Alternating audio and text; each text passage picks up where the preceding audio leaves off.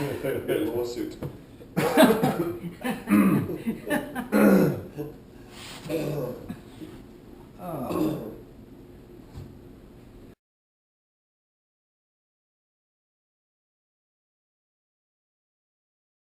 All right, good morning, ladies and gentlemen, and for a new NSL talk, it's actually, let's say, the Good Morning Show, NSL Good Morning Show, and thanks to Shannon Pilcher for visiting and Solly Williams, and they're already busy here watching some of the Paraclete XP Outdoor Championship jumps that will probably be the main topic of our event. So it's kind of a coaching corner, and both of you were mostly busy at the Paraclete Outdoor with coaching. You had many hats on, both of you. Yeah, Let's start with Solly. One of the teams that I was working with. It's the Danish team that you're going to see representing Denmark in Czech, and they're a relatively new team. This is sort of going to be their first trip to a world meet together, although some of them have been to World Championships before in various capacities as either camera people or as competitors. So the tail piece has just recently had a swap. Tail went back to inside center, and so they're just feeling their way out, and obviously coming out of a Scandinavian winter. That is a pretty good jump for them, and they were a little bit shy of jumps going into this meet. They trained a little bit after the meet, and it's actually going quite well for them, and so I think they're going to have a good season ahead of them. Shannon, did you have any team in direct competition with the VAF Warriors? Actually, the score to know. That's pointing. For sure, Evolution, I think they were in a slightly different league. Yeah. This is a team that's vying for medals in the open category. And I would say the Warriors would be very happy with somewhere around 16, 17 by the time they leave Czech. And Shannon, you are probably, that is probably the most challenging, most exciting coaching job in your For sure, history. working with Evolution, it's been quite a long road, and it'd be worth noting to a lot of people here, because I don't know if they've mentioned it, but I know they're very happy to be doing a lot of technical work with Nicholas Hemlin, actually. And it's just really been a blessing that they've fallen into, because they're staying at his house in Eloy. So every night at the end of training, I mean, he's just passionate. He's almost as passionate as you are. So he'll come in every night and just watch their videos with him and give them a lot of feedback. So it's been really helpful. Yeah, I've heard about this, that they had some, a lot of good interaction with Nicholas. But tell us a little bit more about the insights. You're Papa Shannon now with Evolution, and that is such an incredible. I mean, the NSL Sunpath Products, NSL News has brought this to the attention of the audience often about Evolution, but you know so much more. Yeah, I mean, there's so much to talk about, so much I could talk about. I'm really proud to be a part of their project, and really just thrilled with everything they do. Obviously, Michelle has stepped down for the last year and a half or two. Katie is really just pushing it to the next level, and they've embraced that. Katie is the pusher? Well, it's a mutual thing. It's a mutual thing for sure. But they've all really embraced each other. I mean, she lives with them, she works with them, and things are going really well. I feel like if anybody could do the impossible, they could. They're certainly vying for medals, and who knows, they might be knocking on the top door. I remember your quote on whenever that was during the Paraclete, we will do everything possible to make the impossible possible. That's right. Martin had a fortune cookie the other night that said something like the impossible is only impossible until it happens, or something like that. It was perfect. Some quotes just make history. I remember Nicholas Hemlin was one of the other ones, right? You cannot win a world championship in the wind tunnel. yeah. Good stuff. Well, let's move on to the next. Solly, the VAF Warriors were not your only team at the Paraclete. Yes, there was another Danish team here, Aerodyne team, and again, this is another relatively new team, first season. Actually, they did compete last year together, but they're relatively new. Pete Allen has actually been coaching them a little bit more in Europe than I had, and I think the common trend is going to be that teams coming out of the frozen north, arriving at an indoor and then coming to the outdoor, were a little bit shy of jump numbers and training. So I think overall they were probably a little bit dissatisfied with consistency and exit training and stuff like that. But there's a lot of positive feedback about having the indoor and the outdoor so close together, and I think I would say overall it's a winner, and people like the idea, and we'll be back again. But you've got to sympathise a little bit with the groups that don't come here as current. They're probably more current for the indoor than for the outdoor. For sure, And especially with the bad weather we had, that meant that some teams got off to a little bit of a unfavourable start to outdoor meet. By coming here, at least they will be more current when they're leaving. Absolutely, they use it as a platform to get ready for the European summer, and so. Sorry, Shannon. A lot of teams didn't even get practice jumps. Is that right? Like, it rained all the way to Thursday night or something. Yeah, some teams made a couple of late afternoon jumps, and some teams scrambled, and but that's why I didn't remember, because we scrambled. Yeah, that was actually, I hate to say that, but that was all done on purpose, because we had to keep it fair. Taiwan didn't get untrained, so no other team. And of course, it's excellent training for World Championships, which is often the case where teams can't train on site prior to a World meet. I can think of a few. Taiwan was one of your other hats, Shannon. The Taiwan hat. Yeah, Tai is. Welcome to the club. How was your experience with Taiwan? Fantastic time. It was great. Yeah, I don't think I've ever flown with Taiwan in all of these years, so I'm like member 150 or something. I know there are a lot of people who have had the chance. So you were jumping with Taiwan, you were coaching Evolution, what else? And Turbo. And Turbo. So tell us a little bit about the new US shooting star in Four-way. Is that what you're calling them? Yeah. I mean, for sure. I think I've called them like this for a little while. For sure, they're. I think they're the team to notice in the U.S. They're a strong team. They still have a lot of room for growth. They've just recently had a change, as you know, that they've replaced one person.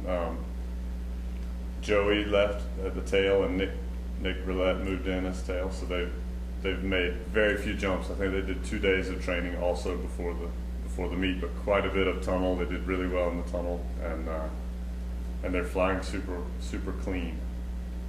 We just watched the jump of the French World Champions team for Speed VFS, so we're staying with you for a moment, Shannon.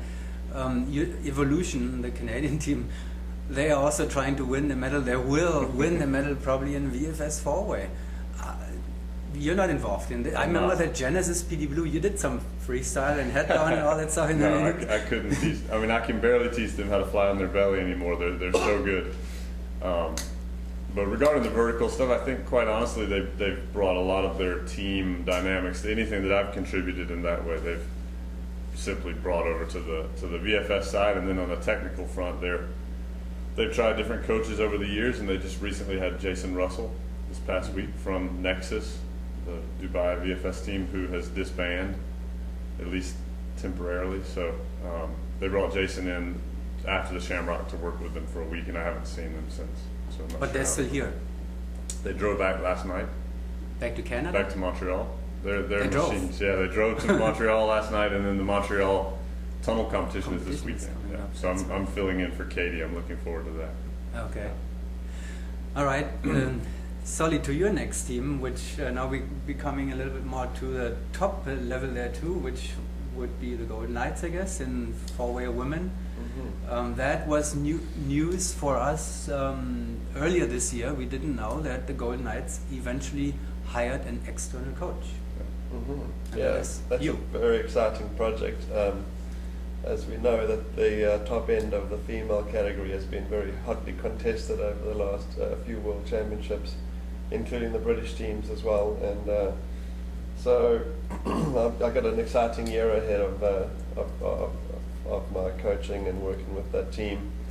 But obviously these recent two competitions have signaled that we have quite a mountain to climb, and but we're going to rise to the challenge, and so I'm certainly excited about it to see if we can bridge the gap and once again turn it into a hotly contested event. challenge literally, because now they recently have signed up for the World Challenge in Bedford, where they're going to meet the Aerodyne French girls once again. Yes, I think everybody at some point or another starts to realize that the true indication of how good you are in competition is you can't hide away from competition. You've got to get in and compete, and you've got to travel and compete as well. That's also part of the game. And so fortunately they've managed to garner some funding to get them over there this year for the first time. And so that training, they're trying to improve and see if they can bridge that gap from the recent indoor meet, and hopefully we can sort of start clawing our way up and eliminate some of that ground that's, right now we're getting stomped on. I mean, to be honest, there's 11 points in the wind tunnel and a lot more in free fall.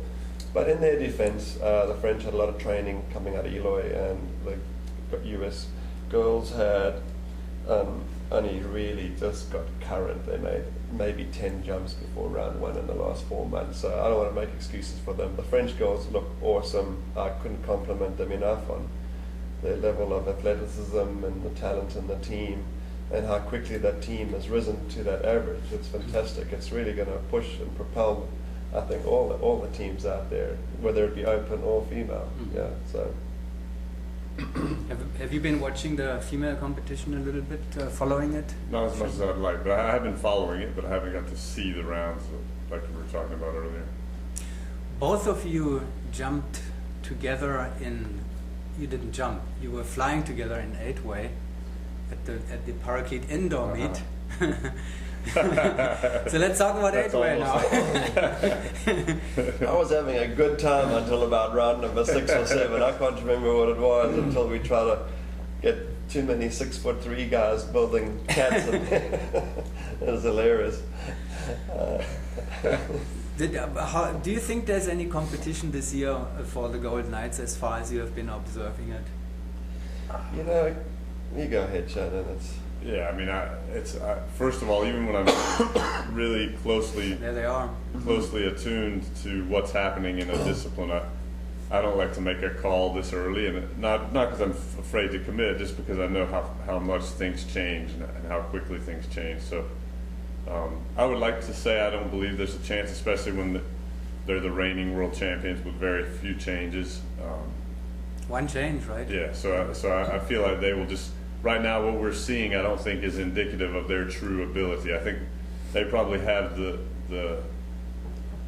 benefit right now of just going very methodical and very clean and very precise in this front end of the season, So when they start letting it out, I think we're going to see a very strong team. Were you in the same flying session with the other Paraclete lineup? Did you see any of their flying? Amazing. I did. I did. Yeah. They've. Again, full compliments to those guys, because they only got 15 hours together in the tunnel.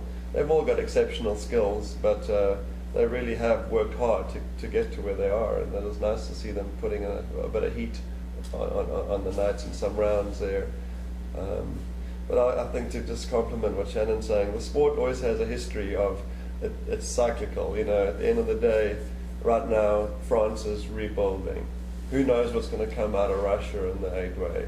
It's who knows if this country has massive budget cuts that alter the training of the Knights, or we have another war, or there's certain things that you can't control. But right now, the way the cycle is playing out, the Knights are almost on their own at that level until something else changes or happens, or they go through a massive restructuring in their team like the French had to. So it's hard to imagine that they're going to feel any heat this year, to just call it like it is, I think. And the XP8 lineup with former airspeed videographer and free flyer Will Pasek with Dalton. I wanted to mention that, like while there are a bunch of good flyers, there are a few that are very unfamiliar with 8-way. So yeah. I mean, when you mentioned our 8-way team, the first 4 or 5 rounds, I struggled mentally like I never have before, and I was in a keying slot, and I just couldn't see everything and the pace of the meet, and etc. And then I thought about Dalton and Will, and just really a lot of respect for what they've worked on in this short time period. Not to forget Matt McLean. No, And Lars, Matt, exactly. Sorry, Matt. who is former Exactly, all parakeet three of them. videographer. Yep. You know, first time in any lineup, forward, you know, it reminds me on Larry Miller. Matt probably more than anyone actually, because he doesn't spend his time free flying in the tunnel and all of those things. So he's worked extra hard probably to be able to hang with those guys, and he looks good. There he is, almost with a 30 average. Yeah. Way. Fantastic. It's quite amazing. Yeah. So let's talk about a little bit on the very top. I don't know again how much you have followed this, and this was the 8-weight top positioning, 4-way open class top positioning. Hayabusa, Roy Jensen got sick, couldn't show what they have to. How's the situation in 4-way? Airspeed challenged? Yeah, well, I think we can thank Roy for you and I being sick now too. But I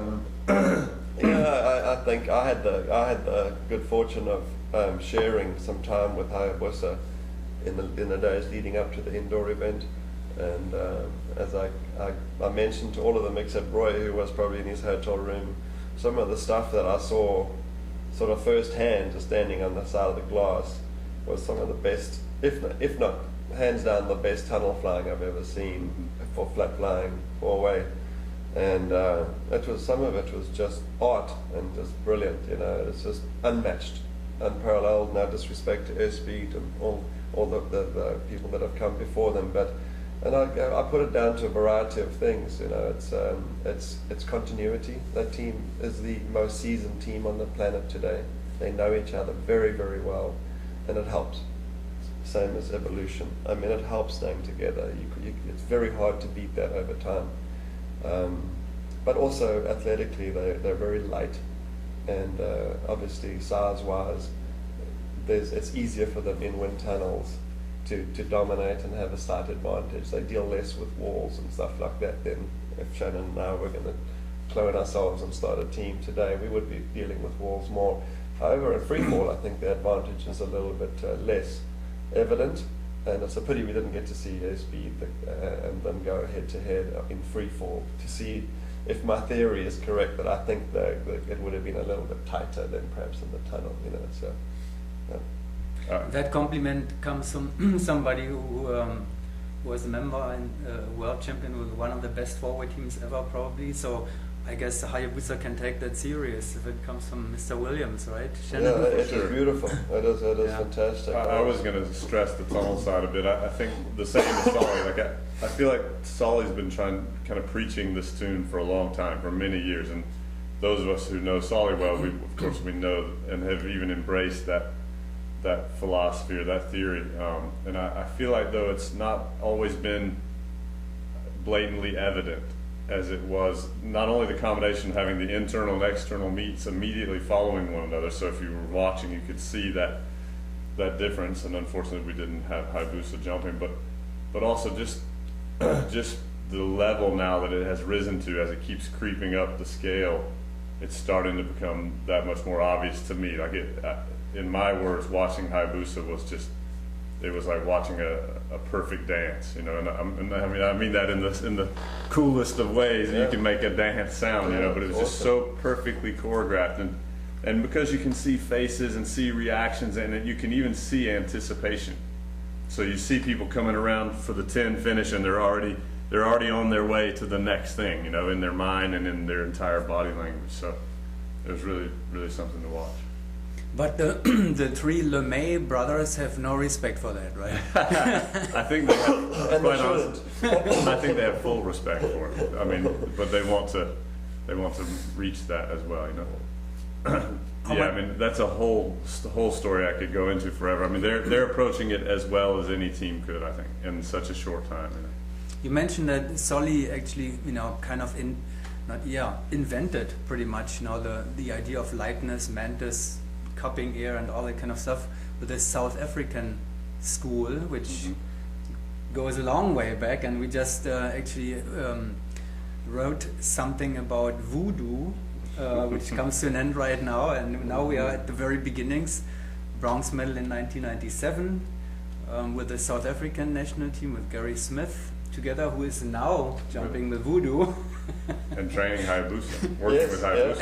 And coaching I mean, Hayabusa. Both teams Yeah. doing awesome. Yeah. Yeah.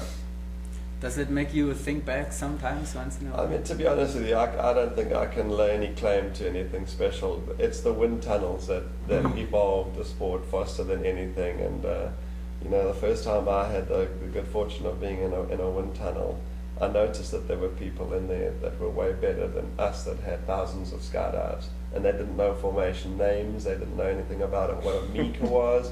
But these guys could fly way better, and their body position was different to ours. Not all of them, but I noticed the lighter people could squeeze air a little bit better and get around a little bit quicker. And then that's what's happening today. It's people pressurize air more than arch hard, and they're more nimble, and they can reverse mass quicker with that kind of body position than a hard arch. We're talking about people like Thomas Hughes, the king of the tunnel, young Thomas Hughes and Yeah. Eliana.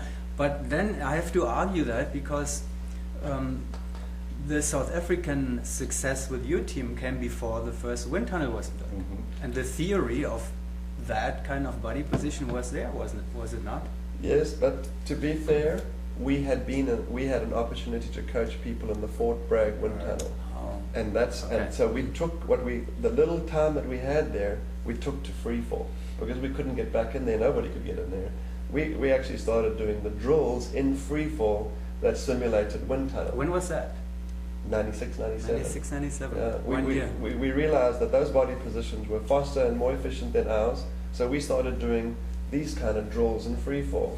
That people called us maggot men, because we actually took our arms away and we would make 180s like that and see how good we could get, etc. So, but it's gone to a new level now. But what interests me is a team like Hayabusa falls at 64% and that's it's hard to beat that because they're moving less mass. Relative to 67, 69, 70% Yeah. So, of the NXP. yeah. Can it be done? Yes, it can. Can what be done? Can you beat somebody that's falling? If you and I get in there and we're flying at 66 or whatever, can we beat somebody at 64? Yes, you can. Oh, gotcha, Yeah, you can. I mean, I just think it's a little bit harder to fight. But when you put the rigs on your back, it tends to, I think, even things out a little bit more. It does. I was really anxious to see. You touched on it earlier, but we were all really anxious, Evolution as well, to come down here from XP and compete against Hayabusa with the rigs. Not that they wouldn't still be moving away from Evolution in the end, but we felt like it had been a lot closer because they had just come off nearly 300. Shannon. Here we go. Shannon, yay. Was that the highest Taiwan's average ever? In this constellation, yes. I don't know, yeah. Because it has never been together. Oh. What did you guys end up averaging? Like 14 or something? Yeah, something. I got it. Yeah, that's good. And we had 18 point deductions for video Shame. angle. So Yeah. we ended up, we were actually flying like 14 and a half or something and ended up with 12 or so. I don't know what it was, but it was great fun. Mm-hmm. 13-3. Anyway, we were looking for. They had just come off nearly 300 jumps. Evolution had, and they had spent.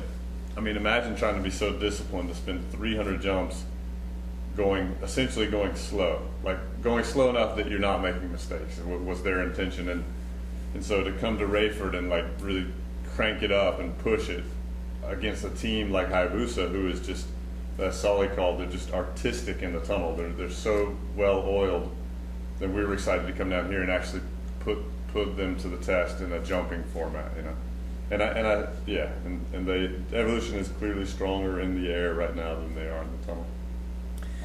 Then, as of can somebody do it? And Solly, yes, of course. I mean, there are other components involved than only flying. Obviously, in four-way competition, there are the dynamics. There is the head work, the mental challenge, and all that. Yeah. So it shouldn't frustrate anybody who weighs more than 70 kilogram, I guess, or 60. No, it's coordination of all parts of your body. I mean, and skills. look, if to quote Thomas again, it's Thomas is not going to enjoy falling at 64%, but he can still get around just fine. At Yeah, I think 66. as of speed, he is not far behind. No, it's just a matter of using all parts of your body, and anticipation, knowing where you're going next. Yeah, I would probably, over airspeed, I would favor where you're going next. is the most important, because before you get there, you can start changing parts of your body to reverse momentum. Yeah. It's not just the mass issue. Well, airspeed is famous for always coming up with the team's best when the challenge was the greatest. Yeah. They don't have much time. Very short, long way to go and a short time to get there. How challenging is it this time? The biggest challenge ever? More than the French challenge in the 90s? I feel like airspeed has, I mean, I've learned to expect this of myself over the years, because in the like a month or two ago, or let's say the end of last year, I would have said, wow, airspeed's not going to be able to make it. They're not going to rise to the level, you know. And then at the Valentine's meet, and then here, XP, and then here, just to see them come together, maybe just through the competition, so many right in a row, I think they will surprise us once again and be hanging right there in the top. You know, I mean, they're flying incredibly well, and they have a recipe for success, I think. They have Mark Kirkby in there, who has done it for 2 decades now on the top level, and he has been in all those situations. Yeah. I guess he will come up with some good suggestions. But Evolution is ready to catch them, are they? They have them on their list, on their target list? Ready mentally. I think the meet was closer in the final on the score sheet than it actually was.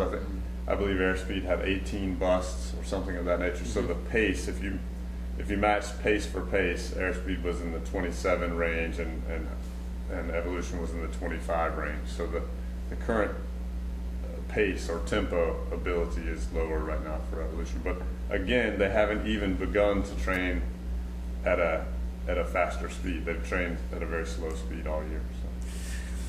Man, we have to come to an end somehow, because we can. I know. Going all day.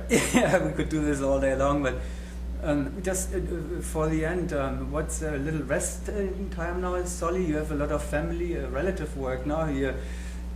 The schedule at home is pretty busy now with growing family. We have an 8-week kid at home, a daughter, Savannah. But no, it's all going well. Congratulations. Thank you. Yeah, we're about to. I'm going to be coaching some more here in the next few weeks, and then off to Arizona for a period. But this Dutch team's coming in, German team's coming in. Yeah, right. Yeah, so I've got a nice period ahead of me. Are you going to Bedford? No. I'm in Arizona over that period. World team 222 way. And Shannon, I have to say that now it's a I hope you don't mind, but you just seem to be the good old Shannon as you have always been. And the last time I remember when we sat here was not too long after your accident. We did an interview right after that. Yeah, and it was amazing how the public interest was in that. It was the biggest traffic ever I've experienced, and it was a pretty big event, I guess. Yeah, and we thought about it back and forth if it makes sense or not to do it, and we did it, and it was such a wonderful occasion. Is it coming back in your mind once in a while? What's that? Still, the accident and. Yeah, I mean, I made a movie to kind of celebrate all the doctors and everyone who had helped me, and so I end up showing that movie probably every week to someone new, someone different, and I still enjoy watching it. And I think the main reason is because I can't remember any of it. Like, I lost a month of memory, and so it's just a motivational story for me to watch, just to encourage me. And can we show it? Not now. It's 10 minutes Not long. now, but at any time. Not yet. Not yet. We have a Discovery Channel is doing a documentary in the next month or so. Okay. So as soon as it's out, then we'll include the general public. Well, good to see you back, and even as a Taiwan member. Thank you very much. Thank you. Thank you very much. Good luck with all your teams. And thanks for getting us together. It was great fun, and I wish you could have even more time. But thanks again. Thank you, Chris.